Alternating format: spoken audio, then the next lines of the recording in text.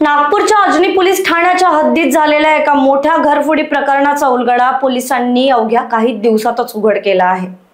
एकूण 18,61,000 रुपयांचा मुद्देमाल जप्त करण्यात आलाय।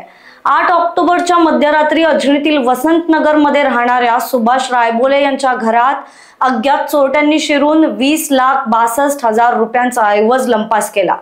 चोरट्यांनी बेडरूमचं दार उघडं असल्याचा फायदा घेत कपाट फोडून चोरी केली। पोलिसांनी जलद तपास करत 4 आरोपींना अटक केली असून त्यांच्याकडून 18,61,000 रुपयांचा सोनं, चांदी, मोबाईल आणि रोकड असा मुद्देमाल जप्त करण्यात आलाय। ही कारवाई पोलीस आयुक्त डॉक्टर रवींद्र कुमार सिंगल यांच्या मार्गदर्शनाखाली पार पडली।